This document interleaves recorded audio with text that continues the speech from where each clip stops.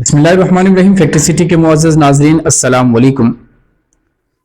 دوستو، ابرہہ سبا حبشی نے جو نجاشی بادشاہ حبش کی طرف سے یمن کا گورنر جنرل تھا، جب دیکھا کہ اہل عرب خانہ کعبہ کا حج کرتے ہیں تو صنعاء میں ایک بہت بڑا کلیسا تعمیر کیا اور چاہا کہ عرب کا حج اس کی طرف پھیر دے، مگر جب اس کی خبر بنو کنانہ کے ایک آدمی کو ہوئی تو اس نے رات کے وقت کلیسا کے اندر گھس کر اس کے قبلے پر گندگی پوت دی۔ ابرہہ کو پتہ چلا تو سخت برہم ہوا اور 60,000 کا ایک لشکر جرار لے کر کعبے کو ڈھانے کے لیے نکل کھڑا ہوا۔ اس نے اپنے لیے ایک زبردست ہاتھی بھی منتخب کیا۔ لشکر میں کل 9 یا 13 ہاتھی تھے۔ ابرہہ یمن سے یلغار کرتا ہوا مخمس پہنچا اور وہاں اپنے لشکر کو ترتیب دے کر اور ہاتھی کو تیار کر کے مکے میں داخلے کے لیے چل پڑا۔ جب مزدلفہ اور مینا کے درمیان وادی محصر میں پہنچا تو ہاتھی بیٹھ گیا اور کعبے کی طرف بڑھنے کے لیے کسی طرح نہ اٹھا۔ اس کا رخ شمال، جنوب یا مشرق کی طرف کیا جاتا تو اٹھ کر دوڑنے لگتا، لیکن کعبے کی طرف کیا جاتا تو بیٹھ جاتا۔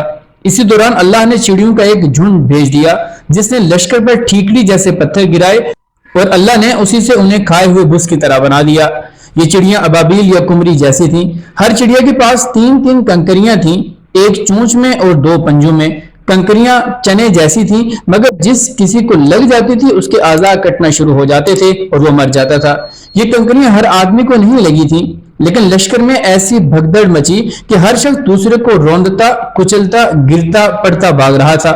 پھر بھاگنے والے ہر راہ پر گر رہے تھے اور ہر چشمے پر مر رہے تھے۔ ادھر ابرہہ پر اللہ نے ایسی آفت بھیجی کہ اس کی انگلیوں کے پور جھڑ گئے اور صنعاء پہنچتے پہنچتے چوزے جیسا ہو گیا، اور پھر اس کا سینہ پھٹ گیا، دل باہر نکل آیا اور وہ مر گیا۔ ابرہہ کے اس حملے کے موقع پر مکے کے باشندے جان کے خوف سے گھاٹیوں میں بکھر گئے تھے اور پہاڑ کی چوٹیوں پر جا چھپے تھے۔ جب لشکر پر عذاب نازل ہو چکا تو اطمینان سے اپنے گھروں کو پلٹ آئے۔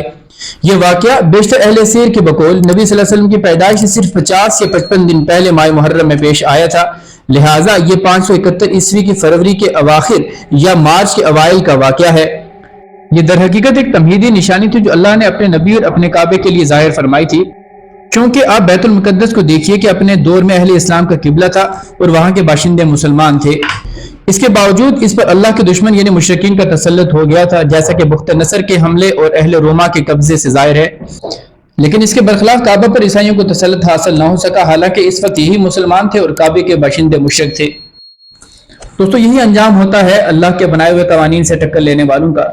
امید ہے کہ ہماری آج کی یہ ویڈیو آپ کو ضرور پسند آئی ہوگی۔ ویڈیو پسند آنے کی صورت میں لائک، شیئر اور کمنٹ کر کے اپنی آراء سے ہمیں ضرور آگاہ کیجیے گا۔ ملتے ہیں اگلی کسی ویڈیو میں کسی نئے ٹاپک کے ساتھ، تب تک اپنا اور اپنے سے منسلک تمام لوگوں کا خوب خیال رکھیے گا۔ فی امان اللہ۔